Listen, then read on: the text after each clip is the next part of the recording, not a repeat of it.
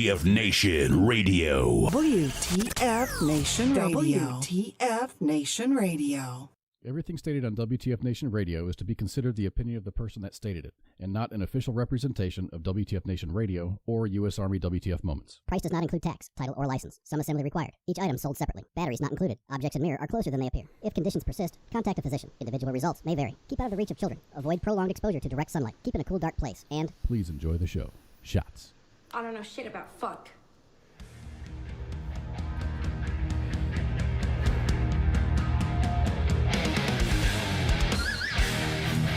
Yeah! Here we are. Welcome, everybody, to Friday Night Freedom. My name is Kaz. Up there is Pookie, and it is Friday, and we are here. I'm glad, Pookie, you made it. Pookie was out in his front yard with a shotgun fighting a hurricane last week.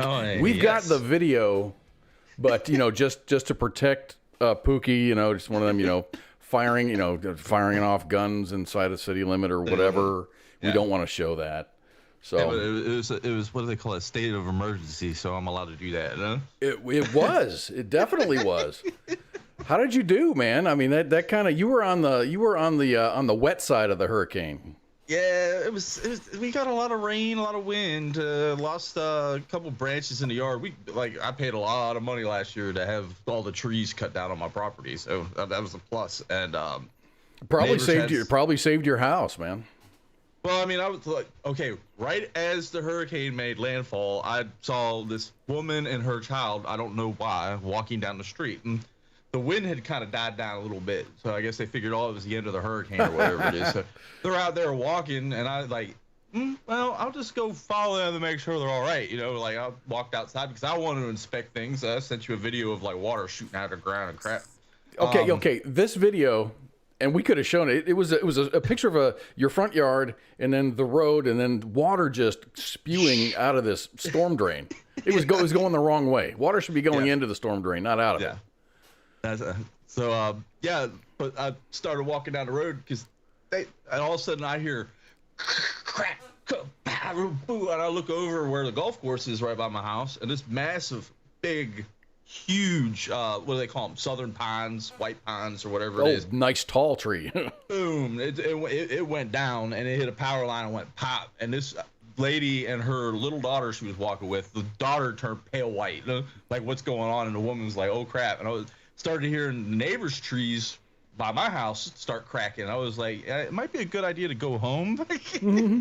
Not a good time for a walk, it's man. Like, if you want to follow me, I'll get you by the trees, because I can hear when they're about to fall. I've spent enough time in the woods to know, hey, I'm about to die. Jeez. But power went out a couple times. I hated it because I usually sleep I'm sleeping. I sleep with a fan. I sleep with an air purifier, and I've got usually my computer's running, so I've got that hum constantly. As soon as the power goes out, that hum disappears. And all that white noise goes away. I'm like Undertaker, I'm laying down, and all of a sudden I'm like, who woke me? But that happened a couple times, brownouts, Oh, man. Aunt had a tree fall down, one of her trees fall down and completely destroy her privacy fence. So, I mean, it's not too terribly bad, So you're in an area that's probably low on the sea level range, so you don't have a basement to worry about flooding, do you? No, we got it's what do they call it? It's a raised house. It's a pier and beam. Well, it's not really technically a pier and beam. It's an actual solid brick foundation, but there's a crawl space underneath it. We have. Oh, okay. It's vac sealed.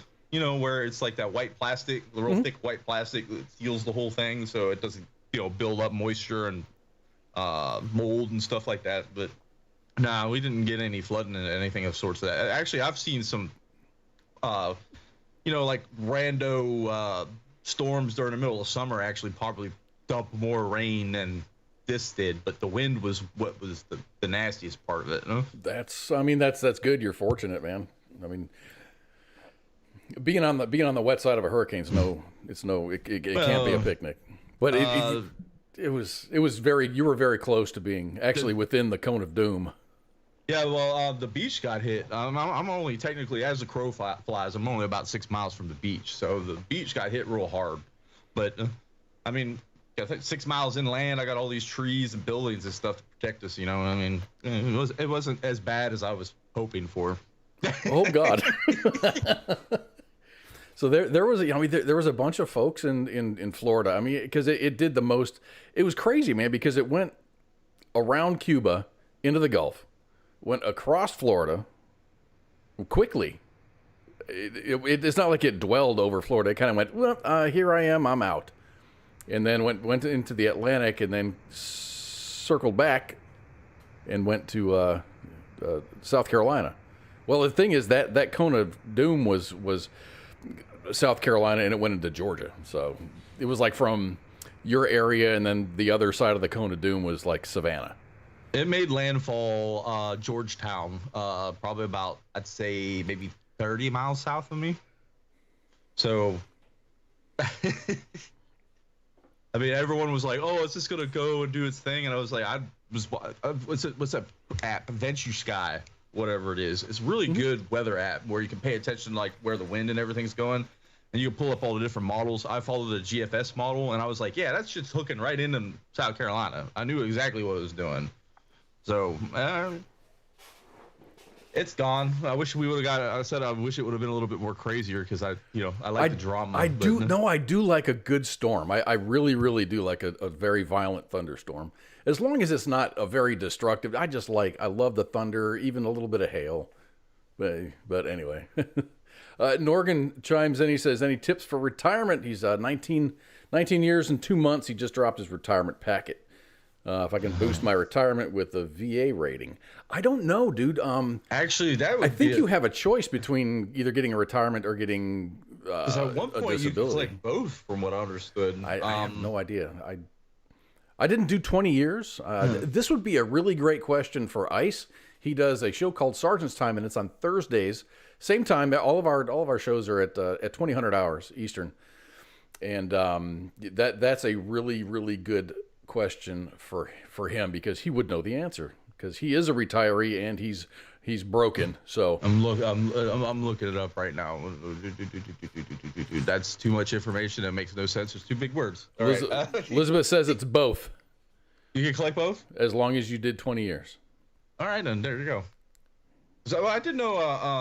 I had a friend up in Virginia. He was a retired master sergeant. He got his last deployment. He got hit with an IED real bad, so he got medically retired. So he got his medical retirement. He got pretty much full-blown retirement, but then he got his VA disability, and he told me he was also collecting on Social Security disability because he was jacked up, like his whole side with shrapnel wounds and all kinds of. So he was getting 3 paychecks from the government at that point. And the only one of them that's taxable is your retirement paycheck. So that's pretty cool. that's probably an even trade. He was a cool guy. He had an awesome house, like we used to hang out all the time. He had like a whole gaming setup, and he's like, I don't have too many friends that I can hang out with, and you're a vet. So he's actually the one that got me like actually going through the VA. Like I was like, screw the VA, screw all this crap, and he's the one that pushed me to do it. So pretty cool guy. It was nuts, man. I didn't know. I was out. I got out. I've been out for a while. I'm an old soldier. I was in from 88 to 96. But it wasn't until 2000, it wasn't until this radio station that I realized that I could have like applied for and received a VA disability, which is crazy. So I sat on my shit for a long time. I got a bunch of problems, but broken bones and scars and cuts and things and stuff. And I didn't know I can get disability for it. And it wasn't until I was listening to Red Leg talk. We had, it was American Legion. It was probably one of the shows with American Legion or something like that. And they're like, no, there's like no statute of limitations for you to apply for your VA benefits. So I'm like, okay, what the hell? So I filled out the paperwork, and it did take a while. It wasn't like in a week I got a response. It took probably 8 months, 9 months. They gave me a rating, and I was just like, okay, this is pretty cool. So I kind of enrolled in the VA. I used them for my primary care. And it's pretty awesome. I've got a really, really good VA. I can't speak for all VAs. I'm blessed with a very, very good VA medical center here in the Dallas area. I go to the one in Fort Worth. I heard the one in Dallas is kind of like not that great, but it's old. It's really old. So about the hurricane, there's a bunch of folks in Florida. It's like the entire state got at least something. So there's lots of flooding, and we're going to talk about that for just a little bit. But I'm really thinking that the guy that I'm about to talk about is a veteran. He's got to be a veteran. I don't know if he's a NCO, maybe he's an officer. I don't know. I think that this is kind of like NCO brains or maybe E4 brains. But a man in Daytona Beach, Florida, went viral after sharing that he successfully waterproofed his store against Hurricane Ian with a spray foam called Spray Foam and Flex Seal. Now, everyone's seen the commercial with Flex Seal. Like, the dude is just like badass. He got this big old tank of water and it's spouting a leak, and it's like kapow. You know, he throws some Flex Seal on it, and the leak stops. He cuts out the bottom of a little flat bottom boat, puts a screen in there, and then covers it with Flex Seal, and then he takes that boat, sticks a motor on it, and he's like cruising on the water. Well, this dude here at the Midwest Motorcycle sealed up his motorcycle shop with some Flex Seal. He's been in a couple of different hurricanes, and he's used like DAP spray foam, and it just kind of deteriorated over time, and then it started leaking. But he did the same thing. He used the DAP stuff, the spray foam, but then he topped it off with Flex Seal. And it's not like he did his entire building. He just did like the openings. And apparently he was very, very successful. Eddie Castrol, the owner of Midwest Motorcycle Sales and Rental, posted a video of his undamaged store over the weekend. This is pretty cool, man. I got a video of him and his excitement, so check this out. Here at Midwest Motorcycle during the hurricane, knuckleheads outside, knee deep in water, the trailer's just to the bottom of the floor, trucks are about halfway in the water. I'm gonna walk over now, see how bad we are. We walk in, the water's about knee deep right now, so it looks like a total catastrophe, a total loss. But let's see what we can find inside. I spray foam the doors, and it looks like it's holding up. Let's look inside and see how we're doing. Damn, there's a lot of water here. Holy shit, it's dry inside. Yeah. The store is saved. Look at this shit. Yeah. We're dry inside. Yeah, baby! Holy fuck! Look at this. Unbelievable. Let's look inside here. Fuck, we're dry as can be. No water in the store. Fucking A.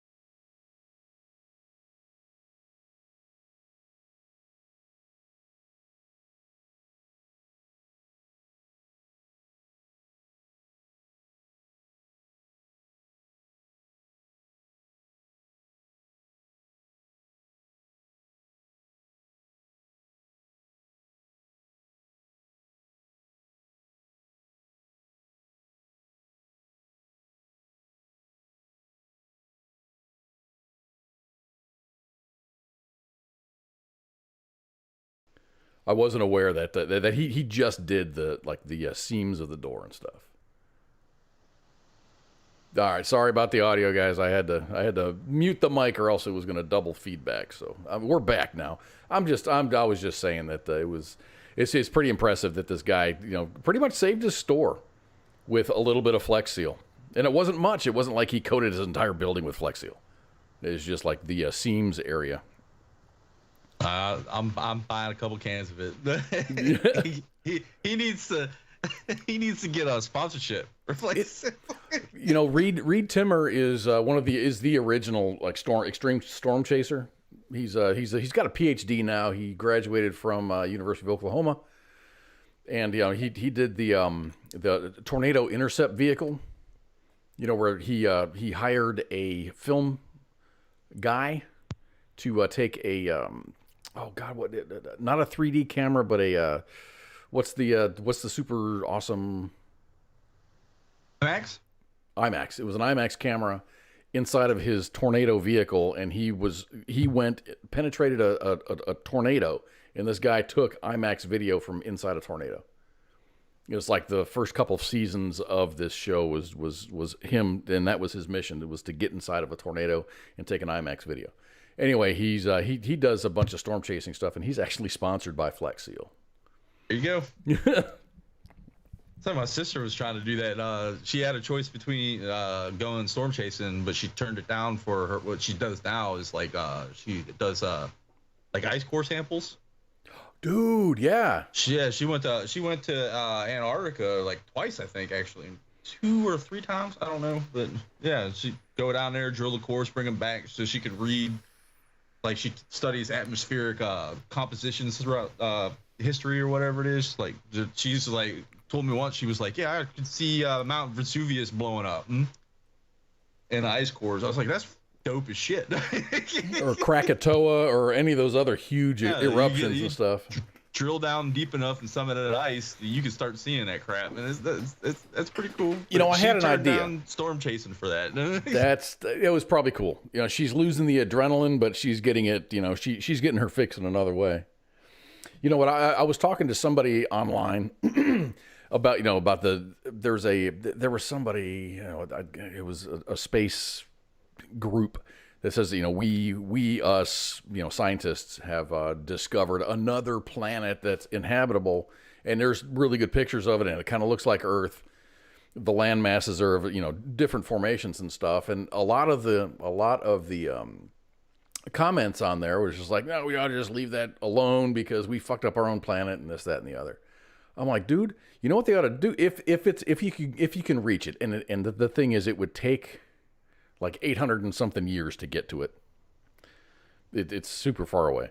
We're never going to go there in our lifetimes, obviously.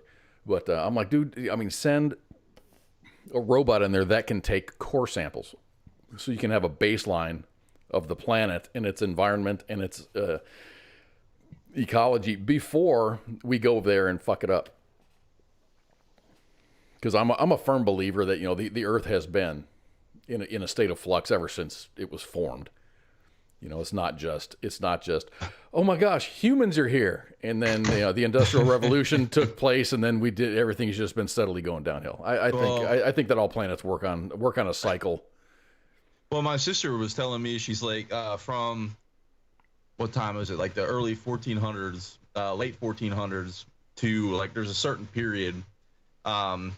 I guess because of smallpox, polio, and all that crap coming to the United States, it had actually like killed so much of the indigenous people here. Yeah. That it caused mini ice age. Like you could see the carbon in the atmosphere drop drastically. Well, look at COVID. When COVID hit and everybody was on lockdown, that actually made a measurable effect on the way that the temperatures were in the percentage of crap in the atmosphere, because no one was going to work. So there was a lot, fewer cars on the road, fewer people consuming energies and stuff. So sure, it does, but I mean, I think the Earth cleans itself very well, and I'm not saying that we should just dump our oil into the freaking storm sewer. Hey, that's the best place to get rid of car batteries, just throw them in the ocean, right? Dude, man, when I was at Fort Hood, you could see people that would Joes would park in the freaking parking lot and change their oil and just drain it in the freaking storm drain. You can look down on the storm drain, you can see just oil filters and crap. It pissed me off. That's BS at that point. No, that's BS. You don't go doing dumb shit like that. Yeah, that was just stupid. And at least burn it. I do have a platoon sergeant that would go and use it as he would pour it on his fires.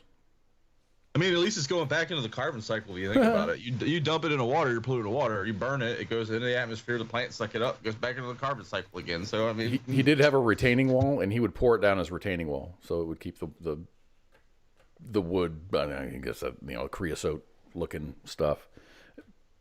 It did the job, I guess. I'm not saying that we should do that at all. I think that's a bad idea. So anyway, good for Eddie. You know, saving his business. It would be, you know, I was kind of wondering about that. You know, with the water up there, the pounds of force against that window were probably pretty. Even though it was only a couple of feet high, I'm sure the pounds of force on that window were probably pretty. Say like a gallon is like what 8.6 pounds per gallon or 8.8, roughly like that. Yeah. Yeah. So that's you think about it. But that's like citywide water. That's like, it's not just a cubic foot of water on some glass. It was like, this is the water from the ocean that has been washed up on the shore and stuff. Saw people down in the Keys. Oh, yes, Elizabeth.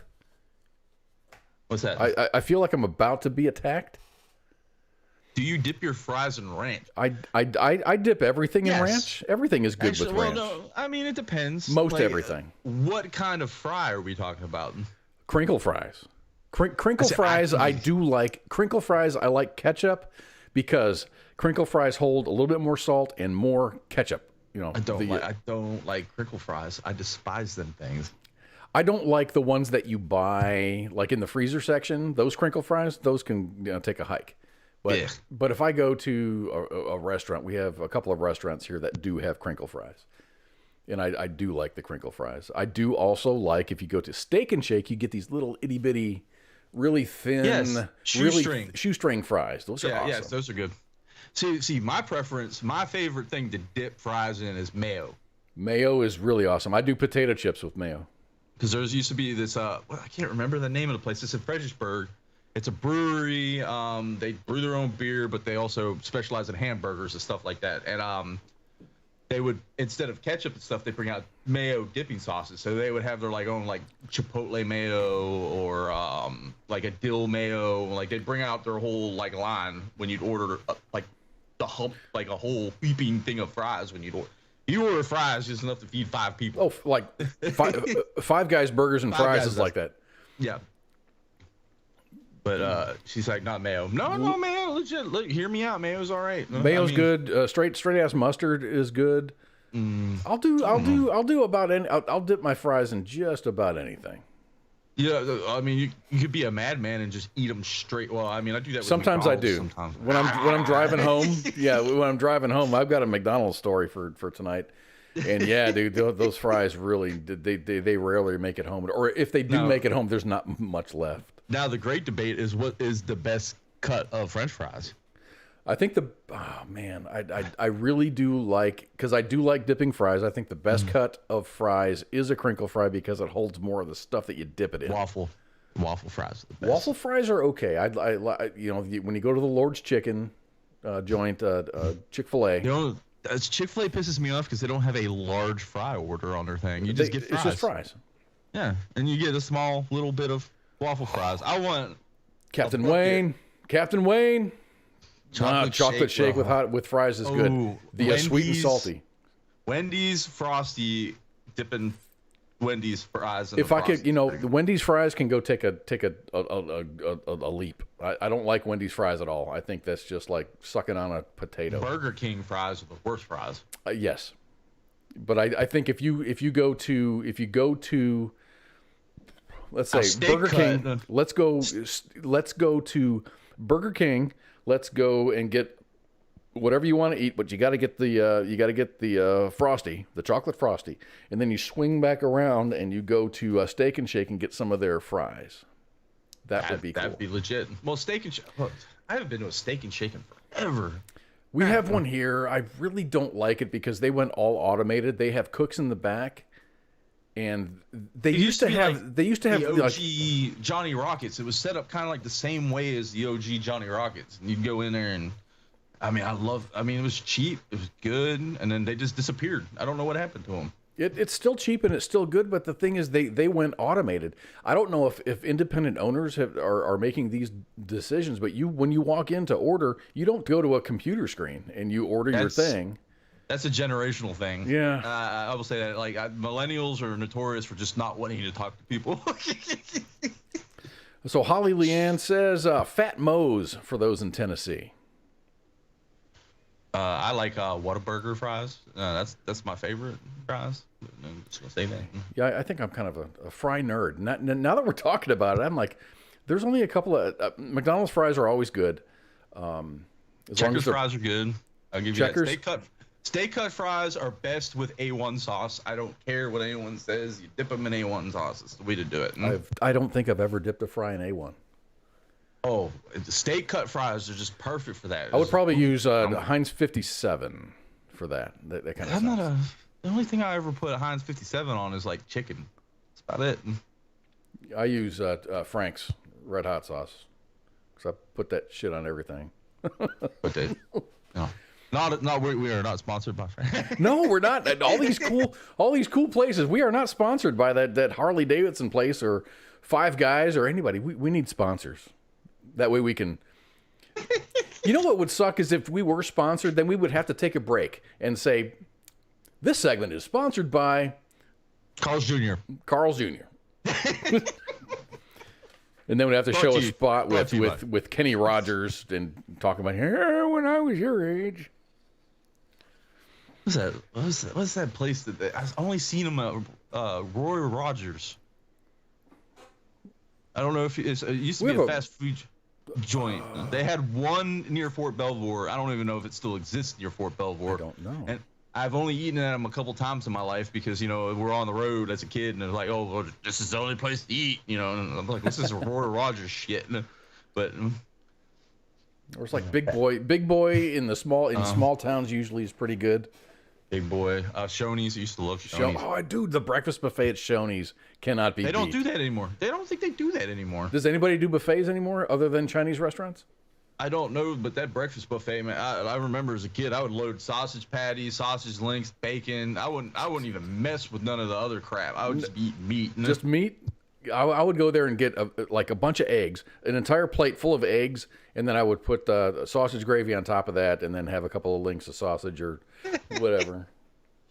I love breakfast meat. I saw that. That's why I started laughing.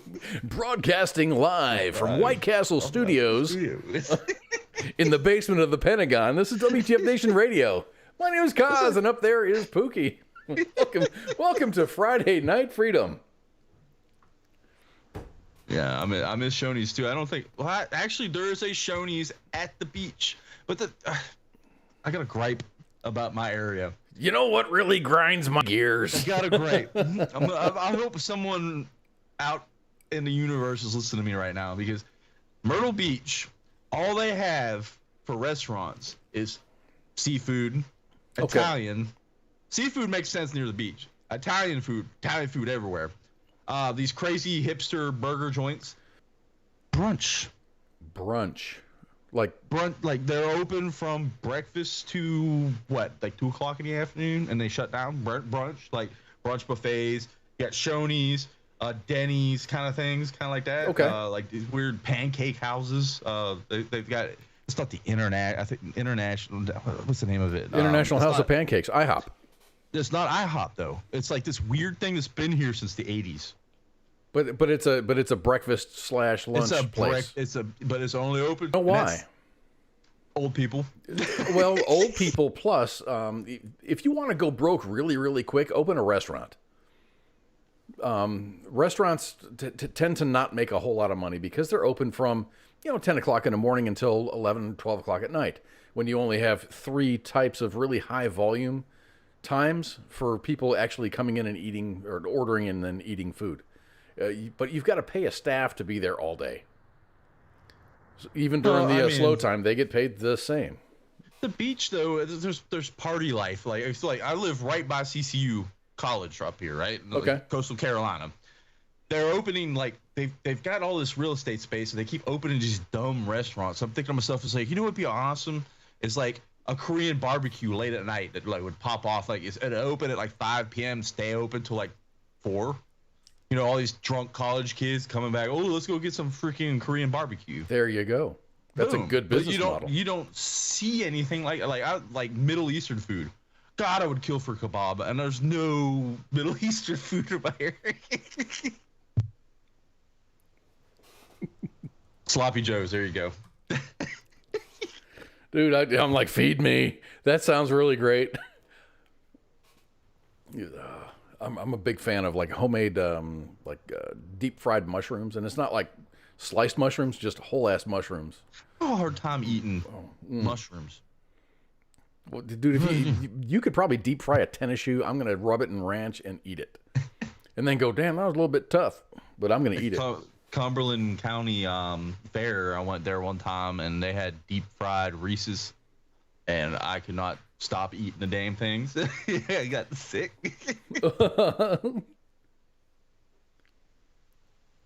So, Michael says in New Jersey, Rio's is good. Never been to all these cool places, man. Rio's is awesome. New Jersey servers get like $2 an hour, and they make up the difference with the tips. I think all servers everywhere. I'm not sure. I mean, here I think it's like $2.15 or $2 something an hour. I think they pay them a little bit more now, and they do tips, and of course, those who work on tips, of course, I try to always tip in cash just so they can pocket it and not report it. Because taxation is theft. And I feel really bad. The lady that cuts my hair, when I pay, it's like it's $35 for the haircut. It's like $35 for the haircut, but I do tip her $20 every time because I add it to the credit. Like I would never see the same person twice. So I finally found a place, and I see her every time. I've got her number, so in case I need, if I can see her schedule online when I go to schedule a haircut, I can send her a text message saying, "Hey, can you fit me in at like 2:00?" She'll say, "Yeah, let's make it happen." So it's worth it to me. The thing is, after doing the math, I spend more money getting haircuts than. Okay, when a woman goes and gets a haircut, they usually go a few times a year. It's not like they're going every couple of weeks. I go about once every 2 months, a month and a half, 2 months. So I'm spending a lot of money on haircuts, but it adds up to like maybe 2 haircuts that, when a woman goes to get a haircut and her hair looks fucking fantastic afterwards. Those types of haircuts, with all of the everything. Speaking of, I think the cheapest I remember being in the Army, a haircut from AFES was like $2.50. Yeah, I think I was paying like $5 a haircut when I went. It was super cheap because I'd just go and get my head buzzed, but eventually they were charging like $8 for it, and I was like, screw that! I have to go once a week. And I'll just buy myself a set of walls to do my own and save me some cash at that point. Well, I never again went to a barber after that. No, Elizabeth, you hardly have hair. There's a reason, because I'm serious. Like every 3 or at the most 2 months for me. I'll get a haircut at the most, and I really get ornery because I don't like long hair. I don't like it creeping over my ears. I don't know if that's the military's fault. I just don't like it. I like to have a nice, clean, professional appearance. And before I shaved my head because I was going bald on top, my hair was touching below my shoulder blades. I think we have pictures of that somewhere. Never bothered me. I just wish I would have had the full set of hair because I could have done all kinds of cool crap like Coolio and and you could have bleached it and then dyed it certain colors and done all kinds of cool stuff, But now I got this. That's the only hair that I got is this stupid beard. That's a good looking beard, man. So back to hurricane speak. Let's talk about hurricanes and stuff and things. So not only were there floodings, there was a lot of flooding pretty much over the entire state. The amount of damage has yet to be determined, but it's very high. It's like in the billions. So last week we did a story. Let's talk about this dude. I even have a note here that says unmute your shit. It actually says unmute. And I forgot to do that. Because we're talking about this other story here. Last week we did a story about a dude in Canada who was pissed that his battery on his 9-year-old Tesla failed. The core reason behind the battery failure was corrosion caused by an air conditioning line that had dripped on the battery over time. Now there are EV batteries corroding all over the place in Florida, thanks to Hurricane Ian. And all that freaking salt water, man. Dude, you want quick corrosion? Introduce some salt water. I was like living up north, like people down south won't buy used vehicles from up north because of the salt they throw on the roads. The salt they throw on the roads, and it's just all that rust, all that potential for rust. So the fire chief in Naples, Florida, said that there are thousands of EVs disabled from Ian. As those batteries corrode, fires start. This is a new challenge that our firefighters haven't faced before, at least on this kind of scale. It takes special training and equipment to battle an EV fire. In the past week, our firefighters have battled a number of fires caused by battery corrosion. That's nuts, dude. And I didn't even really think about it. You get a little bit of water inside your inside your electric vehicle. I mean, that bottom right one is a Tesla. The top left one is a Jag. That top left one, it was a Jag. Okay, I commend the Tesla guy down there. It looks like he's down in Florida. He grabbed his license plate off of that. I commend him for that. Oh my gosh, it's gone. Well, yeah.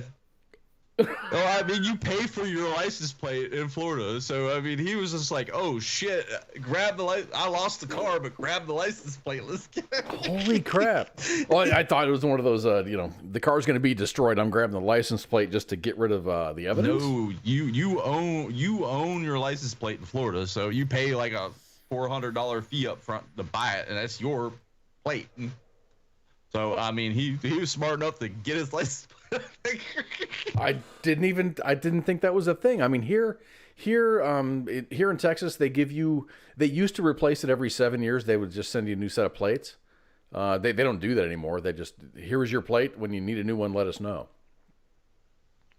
But it's not that expensive. It's not expensive, but the thing about it is vehicle registration is a hell of a lot, way cheaper in Florida than it is most states. I think it's like $13 a year or some crap like that. No? Super cheap. I just re-registered my car for 1 year, and it was $82. And I drive a sedan. Nothing special. 82. I mean, you look at it, and you save money over a long. I mean, it's just a way. It's taxation. Taxation. You beat me to it. I was about to, but. But yeah, they do take care of they try to take care of the roads and whatever else that shit goes towards. I don't know. What is all that taxes? I mean, gas tax goes towards roads. They don't fix the roads. And they don't fix the roads. But then everything here is a toll road. I drive Chisholm Trail Parkway, which is a toll road. And then I drive Interstate 20 to work. And that's just a regular interstate. But if I want to go like on the north side of town, there are express lanes, which are toll roads. All the way up to Wichita Falls, I can take toll roads. So, Michael, you must live in Virginia. What did Michael say? It cost me $28. $28 to register his canoe. Oh, dude, Virginia is a Commonwealth state, so they tax the crap out of everything. I told you about the time I got taxed for having a for sale sign up. Right? Exactly, a for sale sign. So I got some more EV news. I'm a big EV fan. I like the cool concept of the EVs, but I think there's a better way to do it. I don't think we're there yet. I think that there's a big push towards electric vehicles, but I don't know of any electric vehicle that gets more than like 300 and something miles per charge. Other than Tesla I think Tesla has the best range, I think, right now. So far they do. I mean, even the Jaguars and stuff and the BMWs that have EVs. The Rivians. The Rivian, we're going to talk about that. I'm a shareholder. Well, and you should be, and I think that we're going to be there at some point. I don't think we're there yet, and I'll share my views about that in a little bit, maybe after this story. But there's a YouTube channel called TFLEV, and they do. Talks and stuff, and they're dedicated to electric vehicles of all types. The folks on the channel test them, they rate them, they hack them, they share tips and tricks on, how to treat your vehicle, things that you can do to maybe enjoy them a little bit more. 2 journalists from the channel decided to drive the Ford F-150 Lightning. They're deciding to drive. They haven't done this yet, but they're going to drive the Ford F-150 Lightning truck from the lower 48 to Alaska. And they learned some of the recharging challenges that they would face.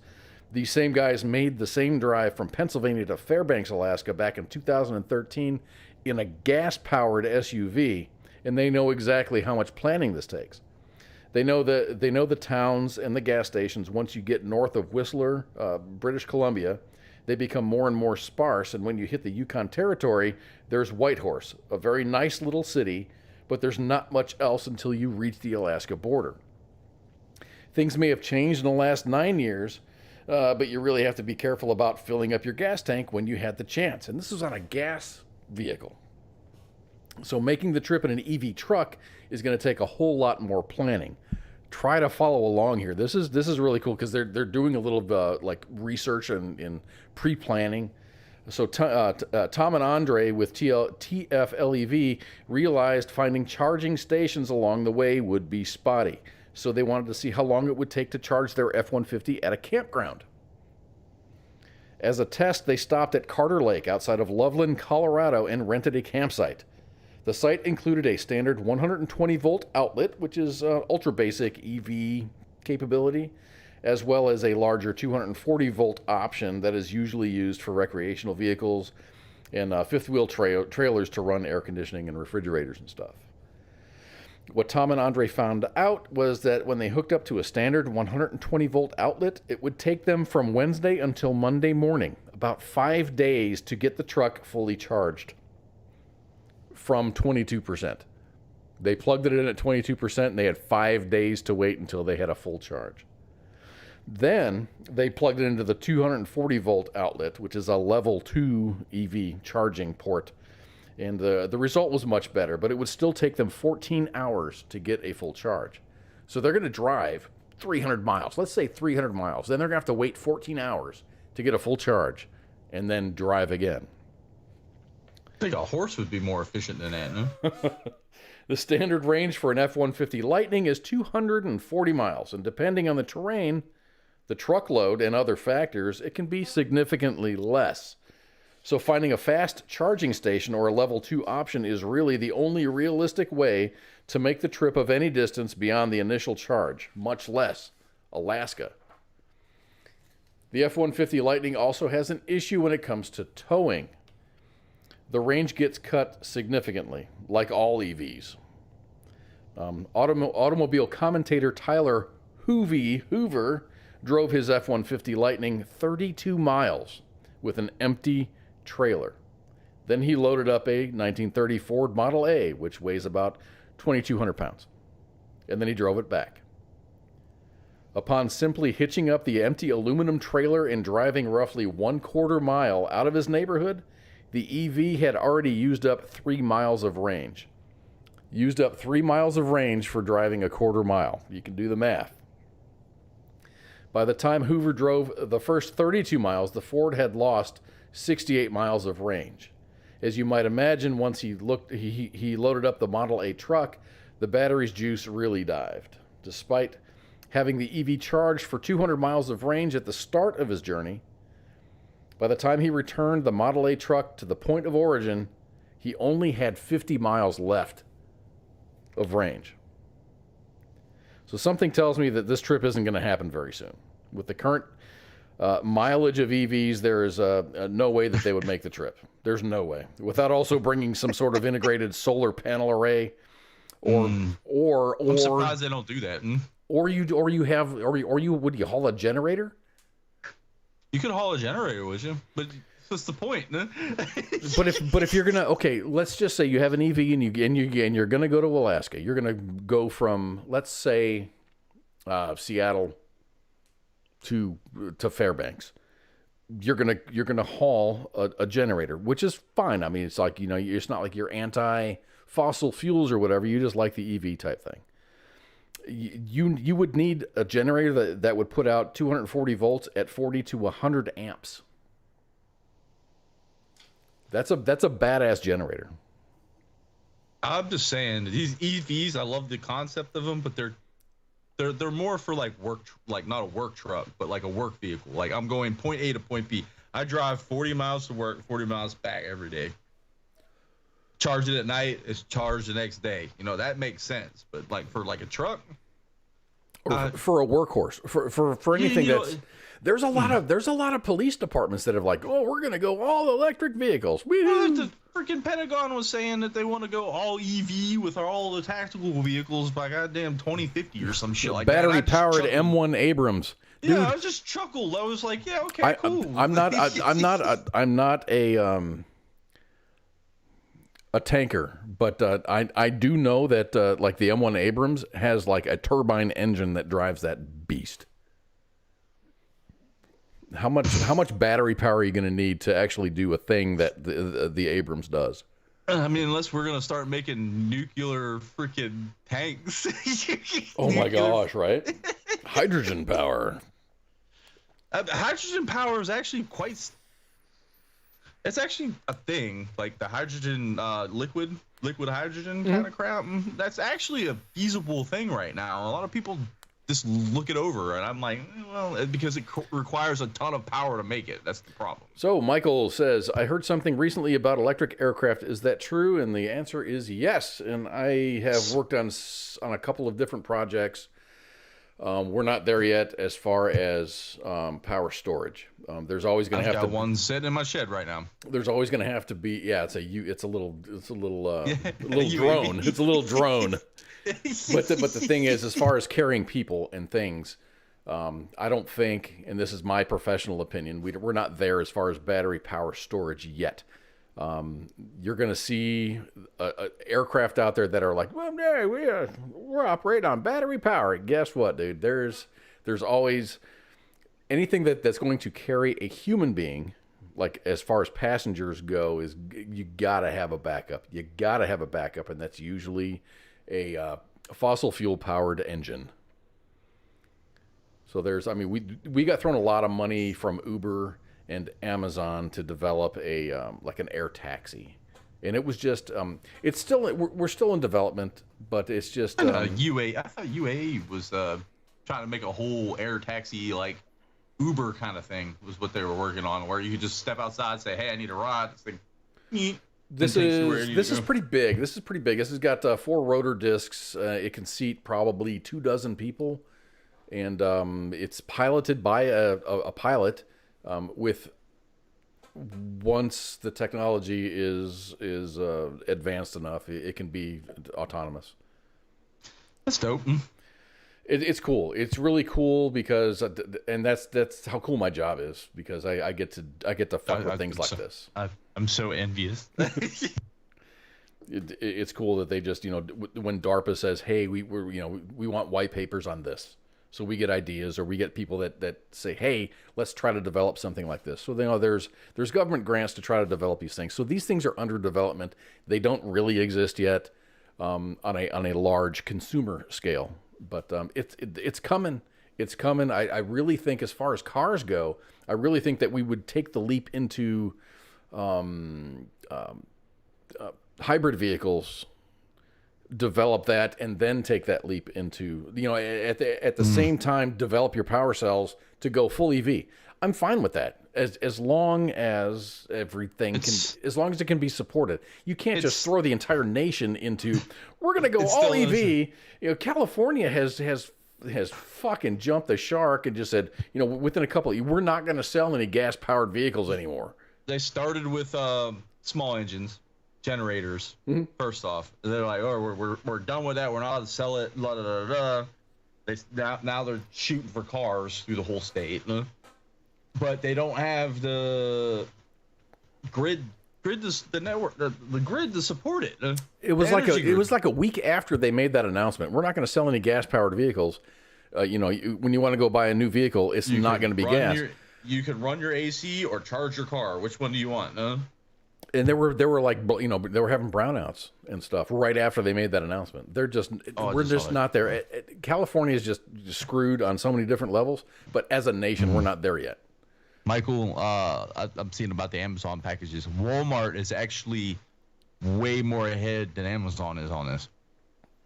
We have a lot of drone delivery companies here. They're mostly in North Dallas. You can order something from like that'd be cool to be like, hey, I want a pizza, and all of a sudden, you know, like that's cool and all, but the airspace would be just so congested with just shit flying. I'd be minding my own business to get takeout by a drone. I don't like that. It's like, damn, I got allergies. I need some NyQuil or Dayquil from the pharmacy, which is a really quick delivery, and then, you know, your shit gets taken out. Imagine the you know, we have porch pirates now. Just imagine the shotgun fucking. No, not even a shotgun. I mean, build a Wi-Fi jammer or something, and just bring it down to the ground and like, okay, free stuff, and roll off. You know, like. Lauren said so did New York. Does New York have a lot of drone delivery? Is it like in Manhattan or in the city, or is that? Talking about, I don't know if she's talking about New York or the whole EV kind of law thing. You know, like we'll switch all over all the vehicles. You cannot buy a gas-powered vehicle in this state. Which, like, little do they know, we're like destroying the American automotive industry. Destroying. It's like we're forcing us to be innovative in other ways. I mean, it's a good thing. I don't. It is a good thing, but the way they're trying to do it is a bad thing. No, I got you, Lauren. She said no, the gas cars. I see. It makes no sense. And here's another thing too, right? And it's like, where was it down when you had that? It was just recently somewhere down in Texas where the heat was so high that there was that company that was they kind of like said, hey, here's $200, get this free. We'll give you $200 for us to install this thermostat. Dude, no, that was actually, what was it? It was Colorado. Colorado, okay, yeah, it was either Texas or Colorado, but like, hey, we'll give you $200. People didn't read the fine print because like, oh, $200, free thing. Damn it, cool. I'm sorry, Lauren. Dude, as soon as I said her, I'm like, oh, fuck. Lauren Michaels is a dude. What if this is a dude? And he's like, I'm a 6'4" dude. Cause, how dare you misgender him? He's not Lauren. He's Loren. I totally apologize, Lauren. Dude. How dare you, Cause? How dare you? I apologize. In certain states, I can probably be thrown. In certain countries, I can probably be thrown in jail for misgendering a person. Straight to jail. Straight to. You go. Oh my gosh! I wish I had that. You catch too many fish. Straight to jail. You go to jail. You play too much music. Play music too loud. Straight to jail. A copyright violation. Right to jail.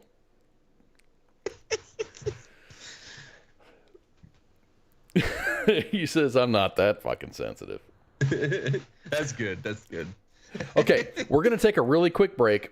I apologize for the startup delay, but we're going to take a break anyway. When we come back, we're going to be talking about some presidential moves that President Biden has been doing, and then we're going to jump into our favorite dictator, Little Kim. And then we'll talk about some McDonald's and, let me see, gun buyback stuff and some more Second Amendment news. So please stay tuned. We're going to take it's going to be a really quick break, I promise. And we'll be back in just a little bit. Refill your drinks, go to the bathroom, and come back here. We'll be back in just a few minutes. WTF Nation Radio. WTF Nation Radio.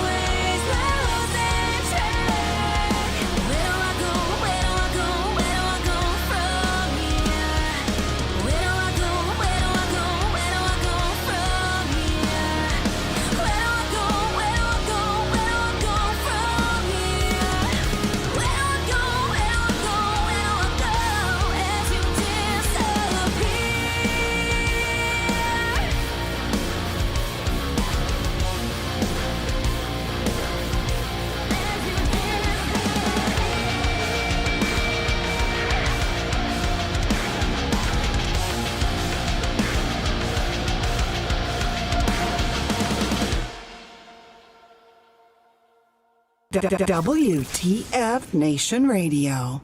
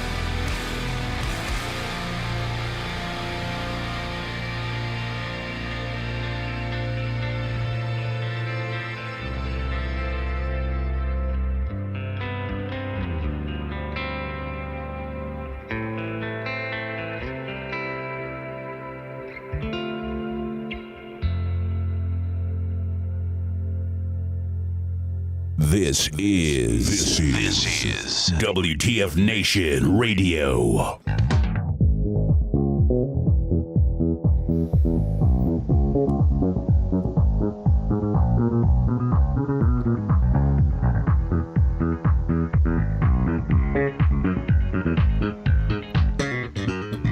All right, everybody, we are back for part 2 of Friday Night Freedom. Thank you all for hanging out.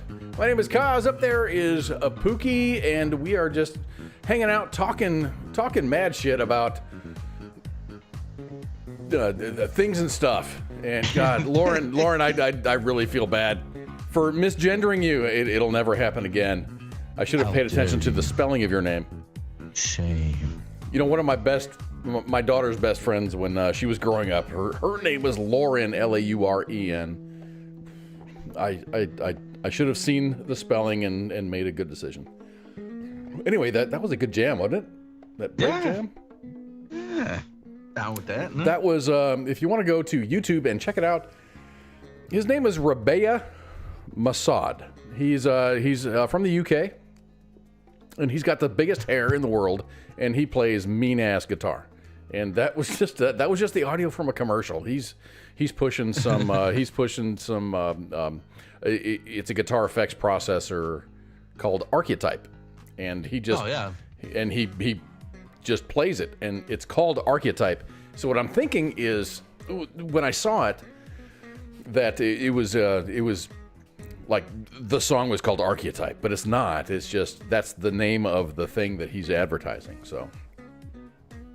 Yeah, them things are those new guitar processors. Like I played bass growing up, so I had the pedals, the OG pedals, and now they got these processing boards. That just you get a processor that fits in a 19-inch rack. It's like an inch and a half high, and it does everything that you would ever want it to do. Everything. Because I had like 5 or 6 pedals, like just on my own personal, just the. And a wah pedal too, like. But nowadays, all you need is you're going to spend several $1,000s on this, but you're going to spend all that on pedals. It's not just the pedals. Some of the pedals just had like certain ones. Like there was I can't even name the brand. It was an overdrive pedal. It looked like an old 1950s. Hey, check this out. Check this out. What's that? WTF Nation Radio, you're on the air. This is Kaz and Pookie. What's up, man? Hey, what's going on? What's up? Welcome to the show. How you doing? Right, thank you, Kaz. Thank you, Pookie. So, are you guys ready to talk about the fact that Fearless Leader is like trying to set us at DEFCON 2? Who? By pushing the nuclear issue because... Hunter Biden's laptop and all that chaos. Did you hear about that? I heard that the FBI is fixing to drop some charges on Hunter Biden because the evidence has been there for a long time. I mean, you got to figure that you kind of caught me off guard. I wasn't really prepared for this, but the burden of proof is a lot less for certain people and more for other people. It has been mounting for Hunter Biden. So the FBI is pretty much like, okay, we can no longer not act. They're going to wait till after the midterm election. You think, Pookie? Well, it's a common policy, especially with the Trump Mar-a-Lago thing. Like they usually try to keep it separated 90 days. I think it is like no more than 90 days before. Because if it's within a political thing, then nothing. It's bad. Yeah, it looks bad on the FBI. It looks like they're trying to, politicize shit. Okay. So they kind of step back and be like, we'll wait until after the midterms, then we'll go in on this crap. Yeah, but while all that's going on, we just have this stupidity going on of another criminal, because of who his daddy is, not being held responsible for his actions. Well, I mean, the Black Book. Let's go into the Black Book. The Black Book is sitting at the FBI office, and Ghislaine Maxwell's been in jail for how long now? And not a single person on the Black Book has been investigated yet. No, hey, I get that. Up here in the Northeast, we have a guy who went and assaulted his nephew's abuser. If you get what I'm saying. Okay. Basically, somebody was doing something to a kid, and then the uncle stepped in. Okay, yeah. They're refusing to let the uncle out of jail on bail. No way. Yeah. And then we had some suicide thing in one of our jails that was suspicious. Never mind the whole freaking Martha's Vineyard debacle. Dude, you want to see a bunch? I mean, they were there for less than 24 hours, weren't they? They were like in and out. 2 days. 2 days, I think. 2 days? Okay. The biggest joke up here now is that if you're homeless and you want to get a good meal, go to Martha's Vineyard, because they'll treat you good for the first 24 hours. Oh, geez. Then they'll ship you off to the Air Force Base. That's where those people are. They're in Air Force Base in the Cape. Some of them came to Fall River. But yeah, that was hilarious when like local radio ate that up when it happened here. Hopefully they don't let it rest, man, because it's such a double standard, man.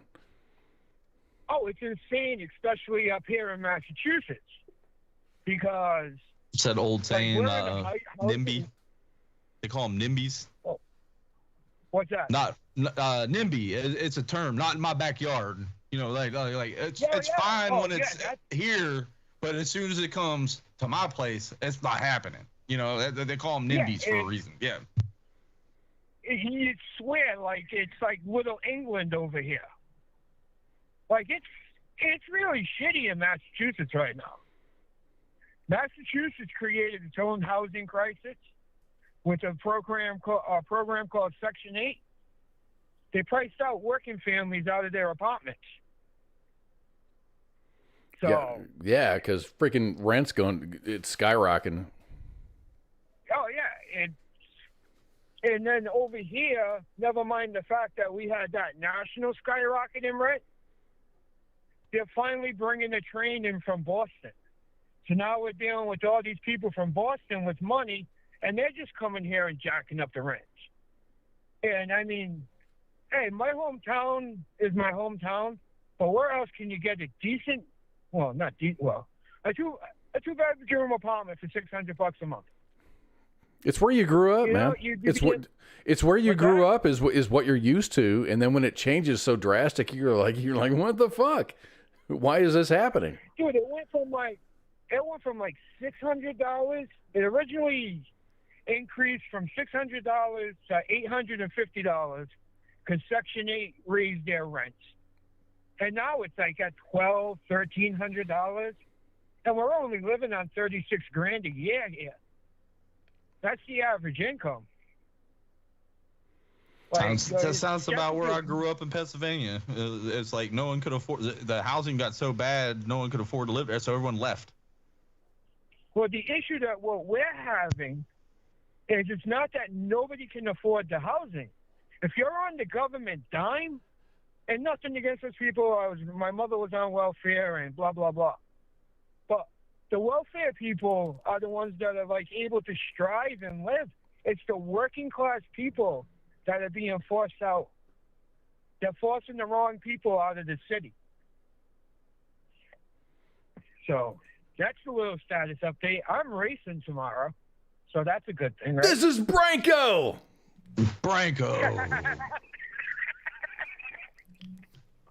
Dude, I hope you tear that track up, brother. Good luck on the race, man. Blow an engine. I said, good luck on the race and blow an engine. Hey, it's the last race of the season. Do it, man. So no matter what happens, I'll have all winter to rebuild it. So when everything switches to EV, are you gonna race EV, battery powered cars and stuff? No. No. Indy's doing that now. Did you see that? No, I didn't. Indy has an EV kind of offshoot. EV league? Okay. Yeah, I mean, do your thing, man. Shoot your shot. I have no problem with the Indy, but... I mean, I'd rather just go race on the computer and play video games before I'm racing an electric car. Man, don't tell me you wouldn't want to get in a roadster and just like pedal to metal and see how fast Listen, if it's a carbureted motor and there's no computers in the car, I enjoy racing them like there's no tomorrow. But with it being 2022 with computers and hackers, God, it's so hard. See some weird stuff. Like you see weird stuff happen to race cars. Like not only circle track cars, Cletus McFarlane goes through it all the time. Like he'll just like randomly have a computer problem, and it's like, oh, did your car just get hacked?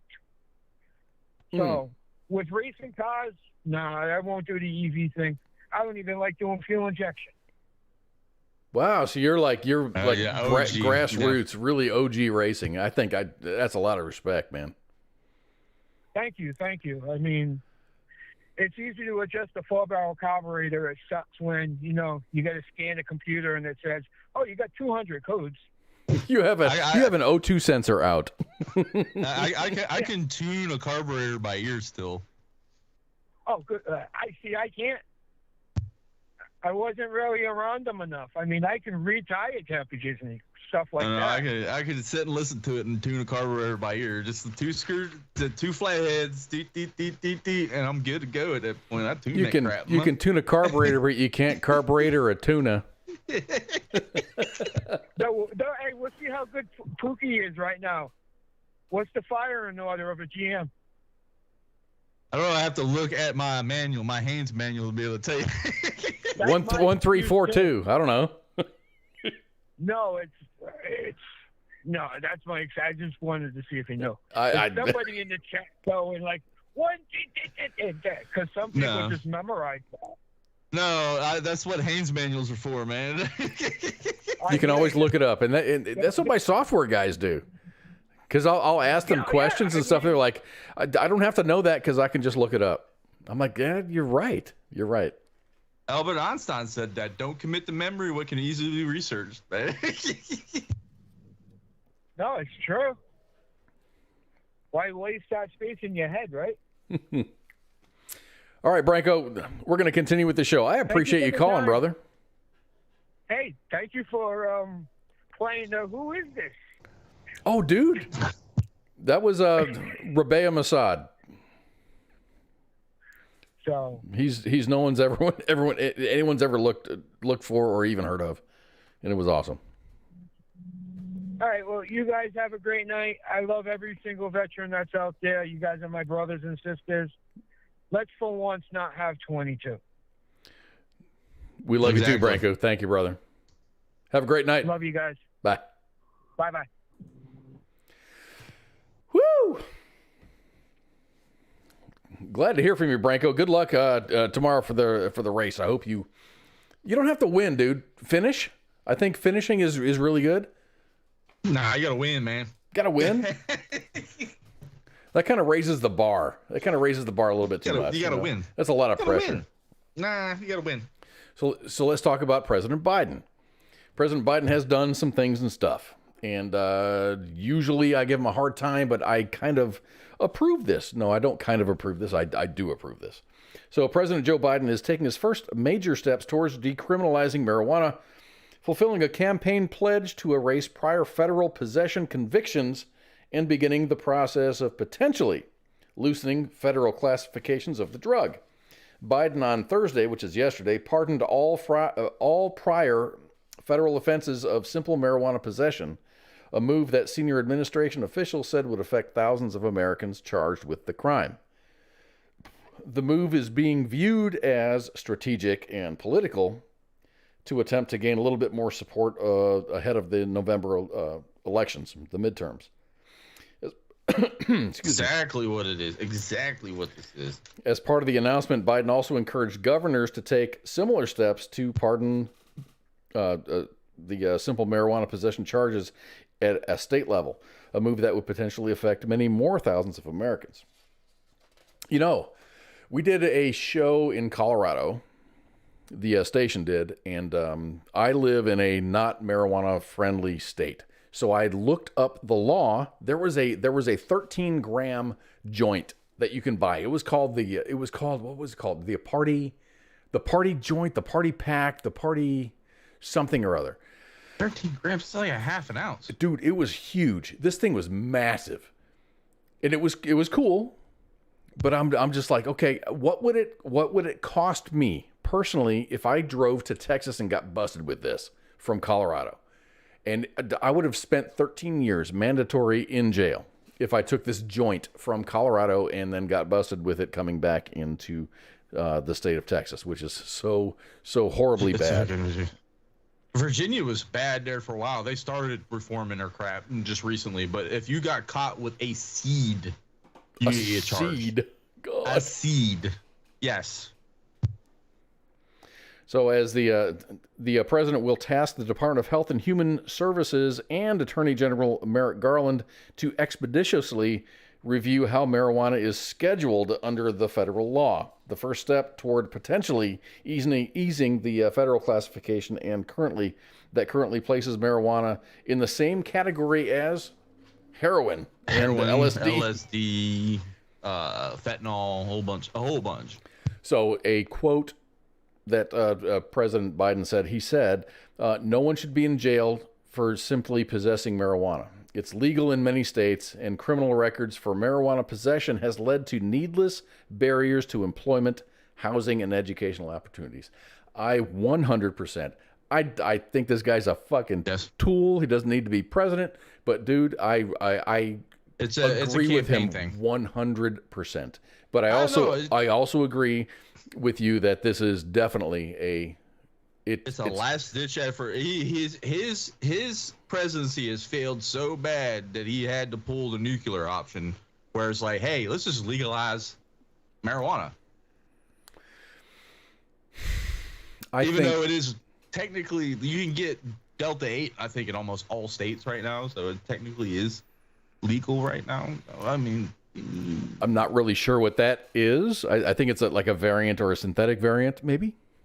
No, it's not a synthetic. It's derived from hemp plants, because hemp is now legal to grow technically. So these small little places lab it down and extract the specific chemical out of the hemp plant. It's Delta 8. They concentrate it, and boom, I mean, I bought I think I was talking about this. Oh yeah, you did. Yeah. I bought a can. And we talked about we were talking about it was Missouri that inadvertently legalized. Yes. Well, South Carolina, Bible Belt, peak Bible Belt, like, oh, the devil's lettuce. I mean, I could walk down the street right now and just go into a store and buy me some gummies, which I just finished the last bit of my gummies off a couple minutes ago. But no, I mean, I don't understand. I can see where he's coming from, because his approval rating is so low that he just has to just nuclear option this. That's what I'm seeing. Trump should have done it. He did the same thing with. Trump said, "Oh, he's leaning towards the legalization." He was trying to do the political thing, like talking to everybody. I'm really thinking that everybody who is in Biden's ear is like, "No, dude, you want to win the midterms? Legalize marijuana." And he's already announced that. Push for it. At least push for it. At least make a conscious effort to push for it. It's not my thing. If it was legal and my neighbors were growing it and on both sides and whatever, I wouldn't smoke it. It's just not. It's not me. It's not me. I don't like. I've said it many of times. I do not like smoking the flower. I don't like it. I'd rather like the weed water, the beer thing, like a 6-pack. I crack one, pop it back, and all I need is one. I'm nice and toasty for, 2 hours. I'm fine at that point. I relax. It relaxes you. It makes you mellow out. You can sleep. It helps with PTSD. It helps with pain. It helps with all kinds of crap. I would be appreciative of the sleep thing. I've got sleep issues. I'll sleep. I can fall asleep. If I lay down in bed right now, I would be asleep in about 10 minutes, but in about an hour and a half, I would be up. Keep you awake. Yeah. That's the same problem I have. If I want to take a nap, I'll take a nap. But I think the Army did that to me. It's like I got used to taking those 30-minute power naps. So I could go to sleep. I could hit REM. I start dreaming. But then 30 minutes, boom, I'm right up and boom. Like I get a good 30-minute power nap, and then I'm balls to the wall for the next 12 hours. At least it just resets your batteries, man. And I don't know. I think I've always been like that. If I take a little bit of a nap, I'm tired at the end of the day. I take a 10-minute. Dude, I'll eat dinner. I'll close my eyes for 10 minutes. And it's just, going to sleep that night is just horrible. Can't do it. My big thing with this is this is a rare win for the Biden administration. A very there's a few things he's done. I'm like, I definitely, and I'll go on record saying I do not agree with the student loan forgiveness thing that they're trying to push. I thought that already done happened. I don't think it's a done thing. I think all the forms need to be made and you have to apply for it and shit like that. It's not fair for. well, life's not fair, but Dude, I mean, like a year and a half ago, I just paid off my student loan. I graduated in 2001. The government created an issue. The government creates an issue by funding, these loans and stuff like that. Everyone takes out loans. The market gets saturated with all these, I'll call it underwater basket weaving degrees, because that's what I like to call them, because they're useless degrees. Like maybe 1 in a million people need a degree in like medieval poetry. One person. It's such a neat. But then a bunch of people take it because I got free money from the government, and it's an easy class, and I just want to, kids, you got to think about it. These are kids, 19, 20-year-old kids. I just want to party.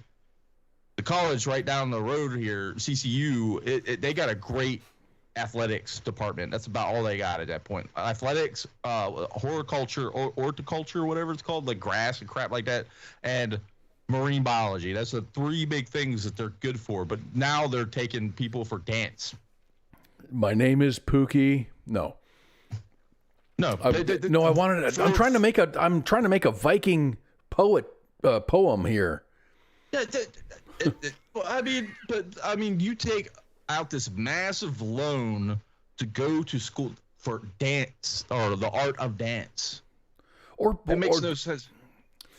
Okay, what I don't like is the cost of education. The cost of education has far outpaced its value. You're going to find people that have received, even when I was in the Army, they're just like, no, just get like an associate's in general studies, and that's a degree. You can be employed because you've got a degree. No, all this says is that, hey, I'm smart enough. You're teachable. You're teachable. Yes. You'd be better off just once you get out of high school going to your local, like we got Horry County, it's like a trade school. It's right across from CCU on the other side. Yeah. That's where they teach the plumbers, the truckers, the freaking electricians. They teach you how to weld. Dude, you want to make some cash? Learn how to weld and get certified. Electricians, plumbers. Yeah. Truck drivers. There's a huge shortage of truck drivers, which I understand because of the government created that problem. But I mean, blue collar work is where it's at right now. You could take a 2-year course, get yourself settled out. Whatever you paid into to get that 2-year course, you'll have it paid off in 4 years, and you're set the rest of your life at that point. Holly said she thinks that it's a done deal. Her cousin is an Army vet, and they paid off his debts a couple of weeks ago, which is good. I mean, good for him. I mean, you join the military. Join. It's funny is I noticed that the recruiting's been bad, right? But there's where our dump is, because we don't do the whole public, like have them pick our shit up. We just take our shit to the dump like a normal people. But we go down the road and around the corner, there's all these dorms and stuff like that. Right conveniently where the dorms are exiting, you see the Marines, the Army, the Air Force, all these recruiting. Like, we'll pay your tuition. We'll do this. We'll do. Wow. Okay. Yes, I was like, they're hitting the college kids right now. It's product placement. These kids want to join. Most of these kids in this college are driving around Jeeps that are like $70,000 Jeeps, or like these. Like, I've seen more Teslas at the college than I've seen anywhere else. Did you see that picture? Someone had some kid. It was on U.S. Army WTF Moments. It was a BMW M3 that someone had bought for and it appeared to be someone who was in the military, but it was like their monthly payment. It was like 25-point-something percent, 25.89% or whatever interest. Their interest payments over the lifetime of the car would have cost more than the car. It was horrible, dude. I'm like, oh, it's a really nice car. It really is a nice car, and it is worth. M3s are awesome. M3s are awesome. I got a guy at work who drives an M5. It's a beautiful, beautiful car. It's really an awesome car. But dude, barber where I lived, where I lived at, he was filthy freaking rich. He drove an M7 around. Oh, yeah. I was like, every time he'd pull up I was like, how the hell do you afford this on a bar? He's like, I've got money. I do this for fun. You know who else does it for fun? Little Kim. And I'm not talking about that caricature of a rapper. Have you seen pictures of Little Kim with her little ass waist and her big ass butt? I don't judge people on the looks, but I'm like, dude. So what is the deal when you get famous? All of a sudden, you become a caricature of what you used to be. She used to be, a good-looking lady, and all of a sudden she gets money, and then all of a sudden, plastic surgery. Did you see? I don't know if you watch many podcasts, but I think Shaq was on the Logan Paul, and Logan called him a celebrity. He's like, never call me that word. Logan Paul does I didn't know Logan Paul did a podcast. He's doing a podcast now, but cool. He had Shaq on there, and he said, "Well, so he does a podcast and then beats people's asses on the side." Yeah, but he had Shaq. He had Shaq on there, and he called Shaq a celebrity, and Shaq was like, "F you, don't ever call me that word again." He's like, "Why?" He's like, "I'm not a celebrity. Celebrities are douchebags." Shaq's a down to earth motherfucker. Down earth. He is. I wish I could be. I would like to see him as tall as he is and shake his hand just to see how big he is. Maybe you'll see him at what are you doing next week? You're going out of town. You're on a trip. Yeah, you're not going to be here on Friday Night Freedom. We're going to probably try to get somebody else. What do you got going on next weekend? I don't even know if I'm allowed to say, man. No, you're going to Wasabi Fest down in Florida. Yeah, Wasabi Con in Jacksonville. Wasabi Con, yeah, that's it. Yeah. I know. I've been quiet about it because no one's gave me any hey, can we talk about it? No, crap. CQ was talking about it. I think Ice dropped it too. So yeah. Oh yeah. Me and CQ and the Grunt Gaming Network guys are going to be down there. We got a table booth set up and it was for the weekend next week. So should be fun. This might be my first. This is gonna be my first convention ever. I've never been to one, so it's gonna. I mean, all you had to say was tabletop games. I'm like, I'm sold. I'm good. Yeah, I don't. The cosplay is cool to watch, and the anime crap. I'm big on anime. Don't I say anime crap? I'm a big anime. I'm like weeb, but they call them weebs. Like if there's a level between 1 being not a weeb and 10 being like the ultra weeb, I'd probably be like a 3. I'll watch anime, I enjoy it, but I don't get super hyped up about it. I mean, I like Godzilla. But it should be fun. Okay, I'll be taking plenty of pictures. Dude, take a lot of pictures because I know you. I know you came to Texas for.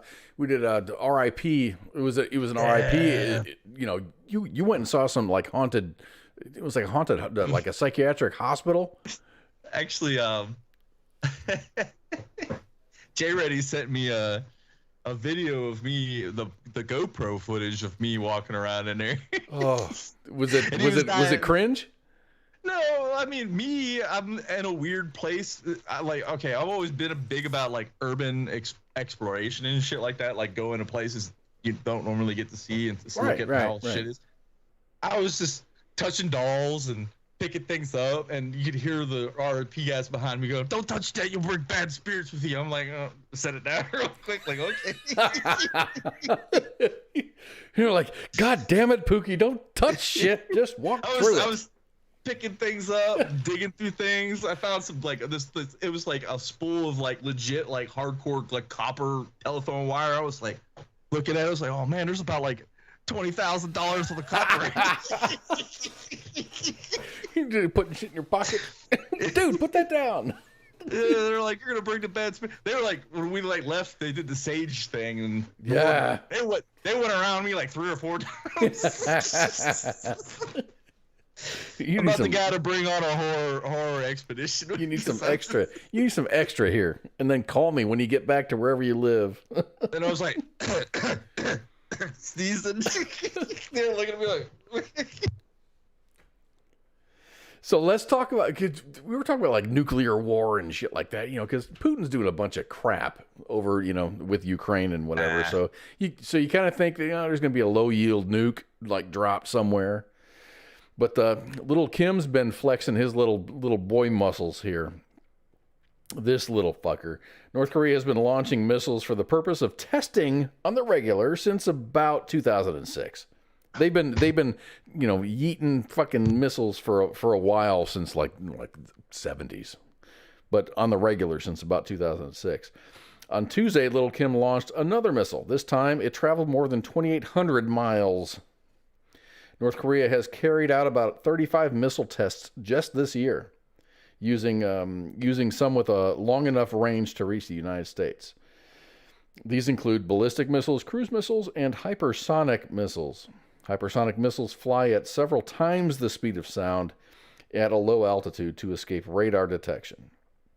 The latest missile test flew over Japan and is thought to be an intermediate range Hwasong 12, number 12.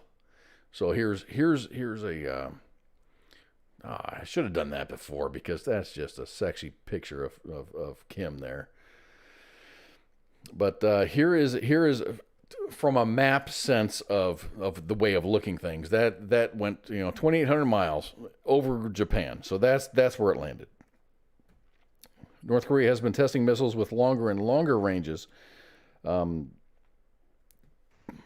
Every time that they test a missile, it's usually longer and longer. So this is the longest range missile that's ever been fired over Japan. It could be the precursor to testing another nuclear warhead, which has been predicted for some time. North Korea has also been testing the Hwasong 14 ballistic missile. It has a range of 8,000 kilometers. Some studies have suggested it can travel as far as 10,000 kilometers, making it capable of reaching New York City. It is the first North Korean intercontinental ballistic missile. If North Korea had a missile, and this is my typing here, if North Korea had a missile that could successfully carry a payload 7,600 miles, it could be able to hit anywhere in the United States.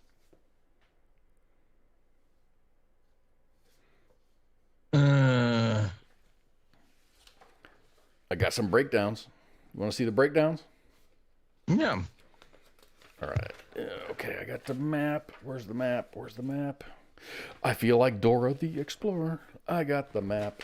The thing that blows my mind about this is, why haven't we just, to prove a point to North Korea that they keep doing these tests, that when he tests this shit, we just vaporize that shit before it even gets out of the Sea of Japan? Because all he's like, okay, let's say China's got testicles. He's like the pubic hair on one of the ball sacks. You know what I mean? He's like a buddy. So 3,668 miles to Anchorage. He just fired a missile that's 2,800 miles. 3,600 miles, that's Anchorage. Here's Hawaii. 4,466 miles to Hawaii. And here's the other one, which kind of made me kind of wake up, like, fuck. 5,825 miles. He can hit anywhere on the West Coast. But it'd actually be doing us a favor at that point. I thought about that, but still, fuck you. This is the United States, bitch. Yeah. You don't touch us, but thank like, you okay. for helping us. But we're gonna have to vaporize you. You turn your whole peninsula into a glass, skating rink at that point. But sorry for the South Koreans. But man, I mean, seriously, dude, what was my figure? Because I did do I mapped it out. But the thing is, the distance between North Korea to Miami was very, very short. But it was the map would have sucked. It really would have sucked. So I didn't show it. I mean, technically, what's it, Artemis, right? 7,600 miles. You know the Artemis system. Yes. We could nuke the moon if we wanted to. I'm just saying. The Fat Electrician actually did a video on nuking the moon, and I haven't watched it yet. And I'm going to watch it tonight, and that's like one of those things I had time to do. So if you guys have some free time... I mean, the United States just hit a small asteroid's moon. a smaller. What was that? What was the name of it? Dimorphes or something like that? No. Yeah, that guy. So okay, North Korea is playing Asia empires right now, and they are still. I mean, they just hit like 1942, and we're like now. Mm-hmm. They're like that slow AI player that's trying to catch up. And they're like, we're intercontinental ballistic missiles. Yeah, we had those since the 40s, fool. We went to the moon. We've been doing this for a while. So what I liked is when I was looking for Kim Jong-un memes, that one on the bottom right there says Kim Jong-un is now playing Rocket League. Rocket League. But I had to convert all the kilometers distance to like, imperial measurements. Yeah.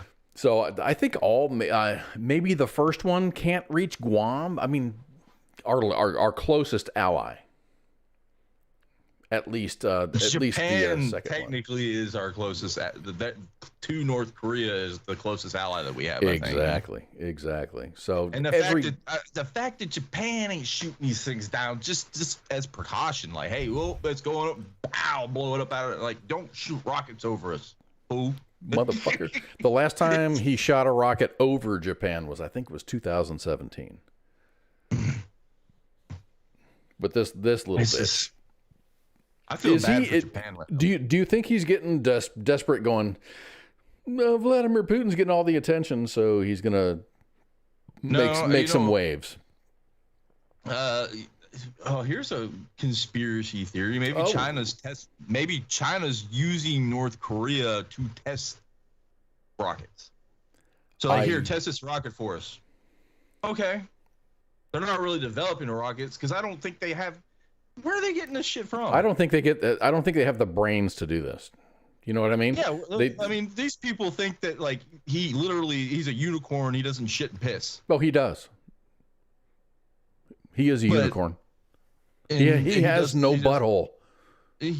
Everything he eats just disappears into the universe. It does, and he hits a hole-in-one every time he golfs. And what's fucked up is the citizens believe it.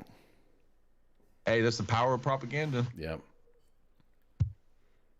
Oh, I think China is using them to test, shit out. I mean, China's got some shit, but like, Russia, for instance, like up until this Ukraine thing, we all thought the Ruskies were like badass, and then Ukraine started just stomping them. Okay, cool, stomping them with fucking like consumer off the shelf drones. Yes. So, I mean, that made Russia look bad. What do you think China's like? Okay, China and Russia were probably like, cool, we're cool because they're on their borders. They border each other and they're kind of both communists. They have a common goal. Yeah, but it's like China's watching Russia get their ass handed to them by Ukraine right now, and China's kind of like stepping back. That's why they're getting feisty in the whole, the Chinese Sea or Taiwan or whatever. They're getting feisty now because they're like, oh, well, now they're stepping back. Ukraine could just imagine what the United States could do to China right now. The thing is, when the United States gets into a conflict, it's not like we're gonna fuck you up, make you back off. It's like, no, it's all nation building and touchy feely things, and we're gonna kill you with kindness and all this other garbage. It's like, you got to take care of your friends. Yeah, it's the hearts and minds thing. If we're gonna protect our allies. What happened during Pearl Harbor? What we got fucked up. Japan reached out, fucked us up in Pearl Harbor, blew up a couple of our boats. Yeah, and we unleashed the power of the sun on Japan. We twice. Fucking got rid of a generation of motherfuckers there. Yes. So I mean, just think about it. I don't think the will is there for the United States to do that. Under the current leadership, definitely not. No. That's why everyone's acting up. None of this would have been happened had Trump got reelected. I don't think so. Would have never happened. I don't think so. No one knew Trump was a fucking hothead.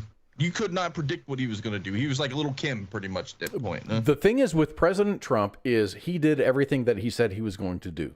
Everything that he said he was going to do, he did it. There was no ambiguity. If he said something, yeah, he's probably going to follow through. I'm not saying he's a great guy. I'm not even as I said, I'm not a Trump supporter at all. But when he put his when his mouth open, he told North Korea, he said, "You fuck around again with these missiles, I'll burn your whole country out of existence." At that point, and guess what? He walked across the fucking border. Yes, he walked across the DMZ and shook the hand of this fool. Yep. Leadership by strength. Let's talk about McDonald's, because I think we're running out of time. The Happy Meal? The Happy Meal. I was really excited about this. All we asked for was the buckets back, but you gave us an adult Happy Meal. That's all I gotta say. McDonald's is now selling boxed meals geared towards grown-ups, which is me, and Pookie, and us, and what is that grimace? Tell me. Each one. I don't know what's up with his eyes, but each one has a cool, odd-looking figurine inside. The meal has an odd name. It's called the Cactus Plant Flea Market Box, and that's based on a fashion brand collaborating with McDonald's for the promotion. I mean, fair enough. Okay, whatever. You can call it whatever. According to McDonald's, the box is inspired by the memory of enjoying a Happy Meal as a kid. I never had a Happy Meal as a kid that I can remember. I did. The outside of the box. I mean, was it cool to open up the box and go, "Oh, cool, fries, a burger, or chicken nuggets, or whatever"? The Happy Meals, I remember, like the real big one from when I was a kid was those teeny Beanie Babies that everyone was freaking out about during the 90s. People kill motherfuckers for Beanie Babies.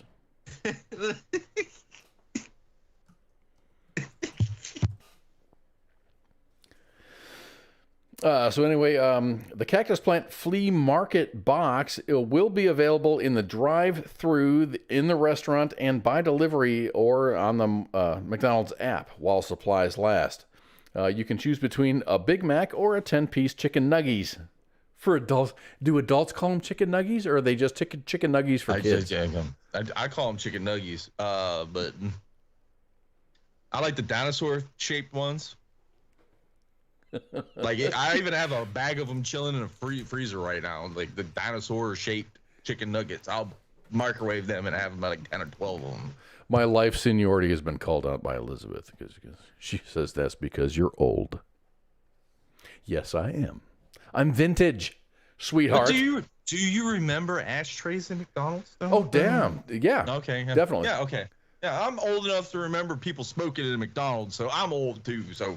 And on airplanes, my parents smoking on the way to church on Sundays. Roll down the window. No, shut the fuck up. It's cold. So these boxes will pack in one of 4 figurines. 3 of the 4 appear to be an artsy take of the classic McDonald's characters, Grimace, Hamburglar, and Birdie the Early Bird, while the 4th is a little yellow person called Cactus Buddy sporting a McDonald's shirt. Yesterday and today, I tried. I went to 2 different McDonald's, so I can tell you firsthand how the meal was, and I wanted to show you the toy, but both of the McDonald's that I went to were sold out. Everybody is sold out. My generation has hit the point where we have to have Happy Meals to feel good. It's a problem. That's fine. If that makes me, if a Happy Meal makes me feel good, and I get a nice little figurine to show the audience here, I'm happy with that. But I couldn't even get that. No, I have no place to talk because I can pull 2, 3, 4 different they're sitting right next to me. So, I mean, I have no place to talk. But that is not Grimace. And I saw Birdie. That was not Birdie. And Hamburger, that was not. I want the old buckets, like the Halloween buckets. Remember the old Halloween buckets where you had the skull, the pumpkin, and there was a Frankenstein, I think. They all glowed in the dark. Bring those back. Please bring those back. Do it. Instead, it's a Happy Meal. Happy Meal for adults.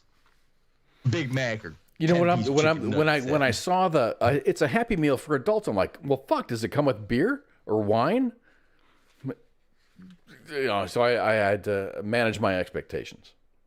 So for the last story of the night, let's talk about the gun buyback program.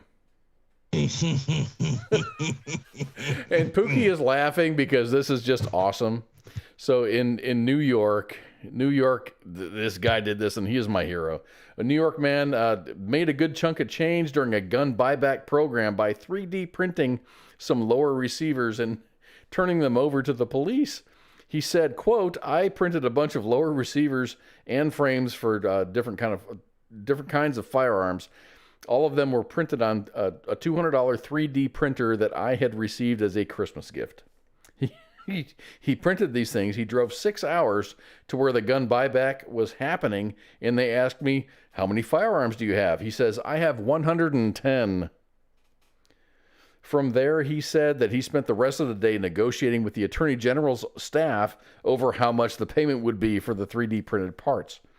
It ended up that a man and a woman from the budget office finally came around and gave him 42 gift cards.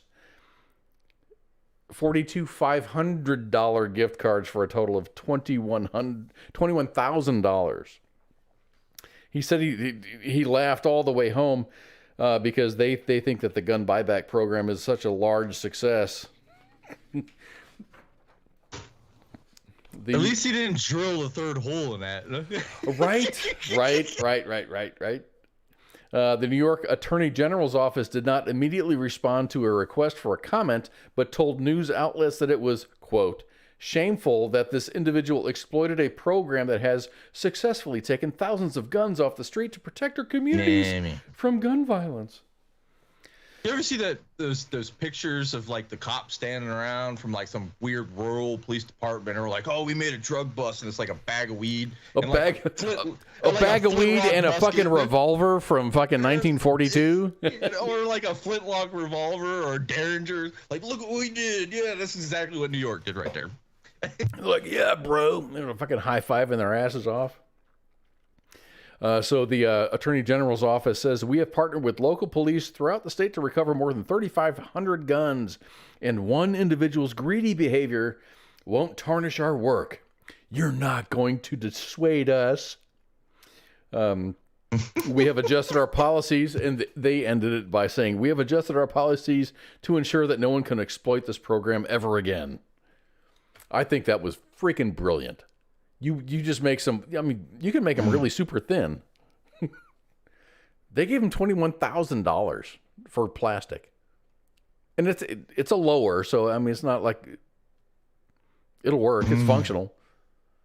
But damn. I've seen people cast and mill them out of aluminum, so I mean, just how is that classified as a firearm, though? That's where the serial number goes. You can get an upper, and that's fine. But just because the serial number goes there, that's where the trigger housing goes. That's where all the mechanics. That's where all the mechanics go. I don't know. I mean, it's late. I don't want to get into it. I'm not gonna. I was about to go off. I was about to go. The dude got a fucking 3D printer for $200 as a Christmas present, and he made $21,000 off. See, I got a 3D printer right behind me, right back there in the corner over there. And guess what? You're not making. Guess what? You're not making. I'm not. I don't want the Well, I'm already on a watch list anyway, so never mind. I was about to say, I don't want to be on an ATF watch. Nah, never mind. I'm pretty sure we're all on a watch list of some sort. So I had some Second Amendment news, but then it's kind of boring compared to that, and it's the end of the show. So I think we're gonna call it, man. Everybody, I hope you have a great weekend. You can tune into any one of our shows. Monday is the Monday edition. Tuesday is CQ. Pop Culture Warrior. I was going to do that. I was going to purposefully fuck it up and then recover from it, but no. Tuesday is Pop Culture Warrior with CQ and Radar.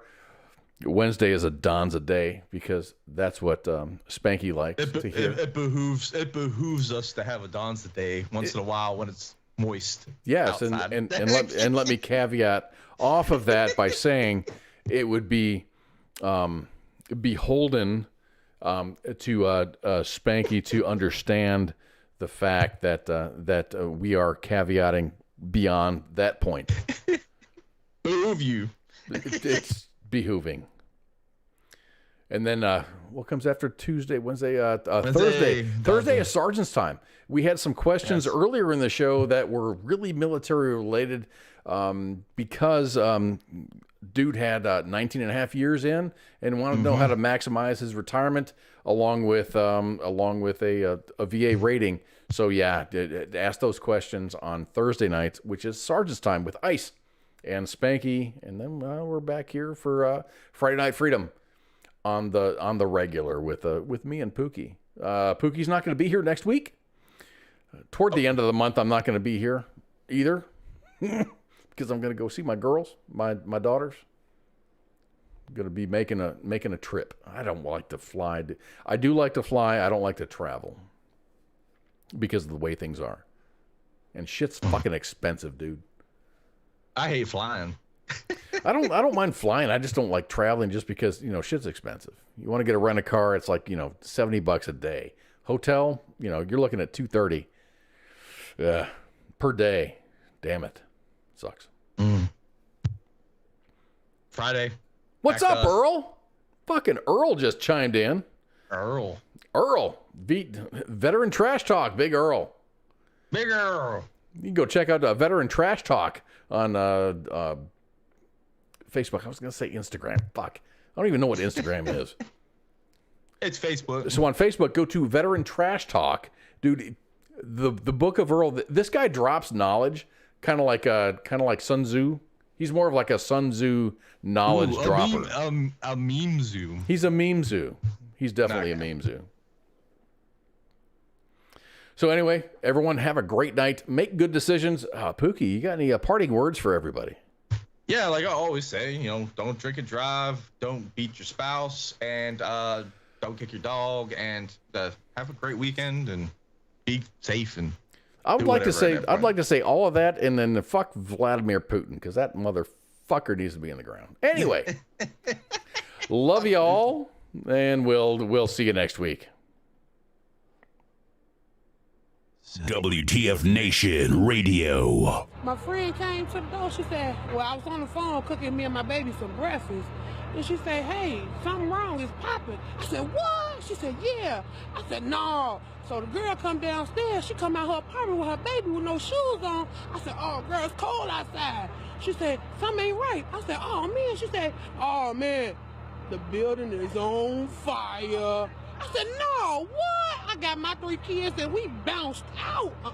We ain't gonna be in no fire, not today. The voice of U.S. Army, WTF Moments. This is WTF Nation Radio.